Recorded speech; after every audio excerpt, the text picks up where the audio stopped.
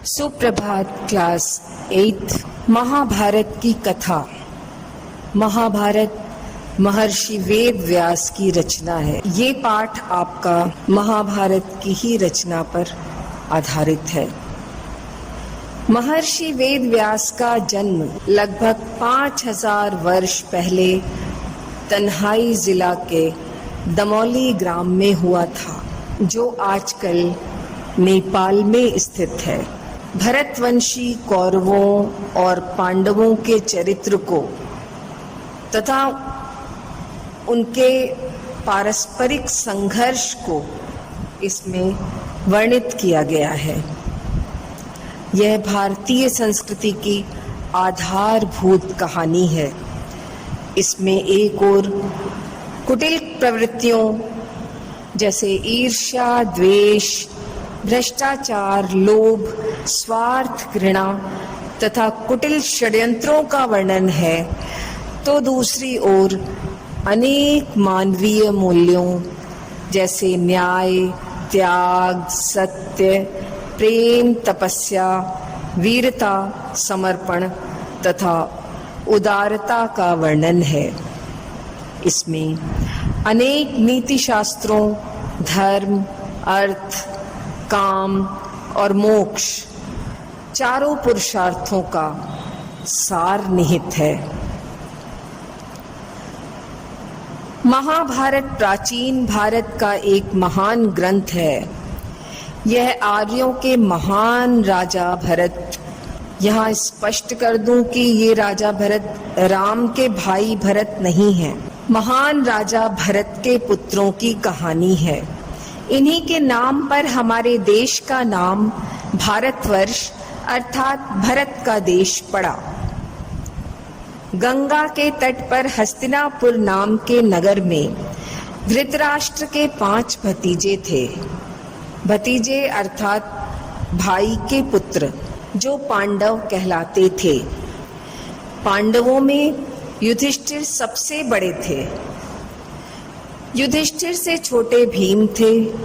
भीम इतने बलवान थे कि पेड़ों की जड़ को उखाड़ने की उनकी क्षमता थी। भीम बड़े पेटू थे।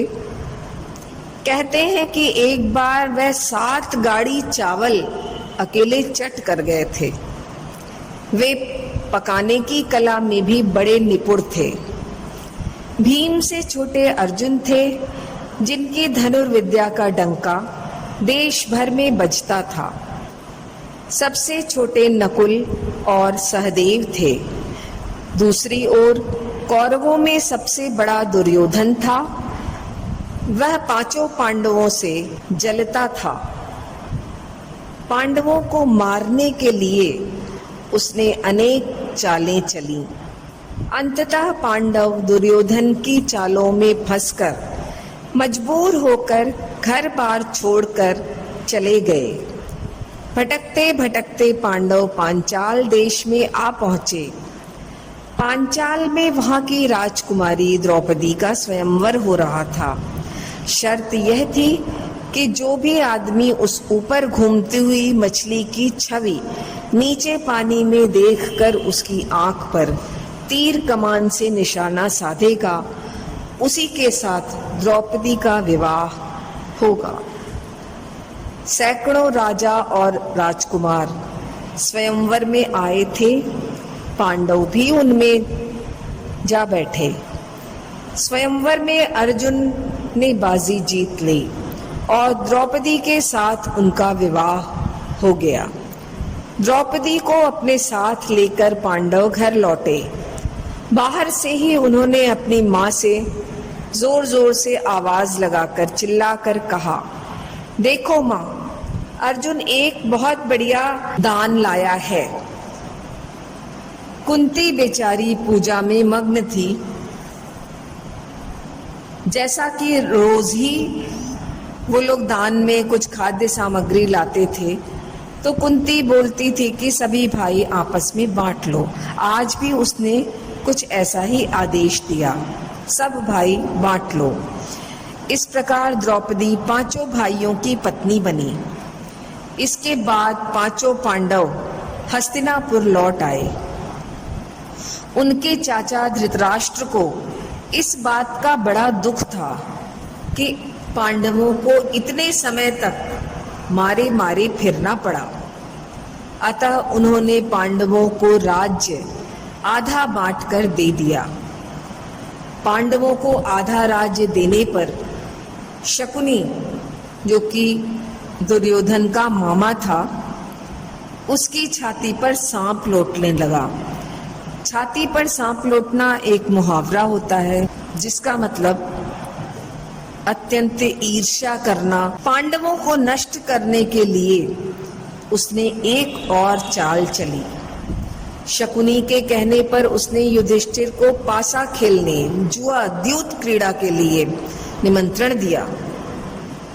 द्यूत क्रीड़ा में युधिष्ठिर दुर्योधन के आगे सब कुछ हार गए। जुए में वे सब हार गए। जब वह अपना सारा राज्य भी हार गए तब उन्होंने अपनी और अपने भाइयों की बाजी लगा दी, पर भाग्य उनके साथ नहीं था। और दूसरी ओर मामा शकुनी का षड्यंत्र भी था। वह एक बार फिर हार गए। अब केवल द्रौपदी थी। उन्होंने द्रौपदी को भी दांव पर लगा दिया और हार गए। इस पर कौरवों की खुशी का ठिकाना न रहा। खुशी का ठिकाना मुहावरा है अत्यंत प्रसन्न होना। दुर्योधन के आदेश पर दुशासन द्रौपदी को बालों से पकड़कर दरबार में घसीटकर लाया और चीरहरण का प्रयास किया। द्रौपदी ने ईश्वर से प्रार्थना की तो भगवान कृष्ण ने विनती सुनकर उनकी लाज रखी।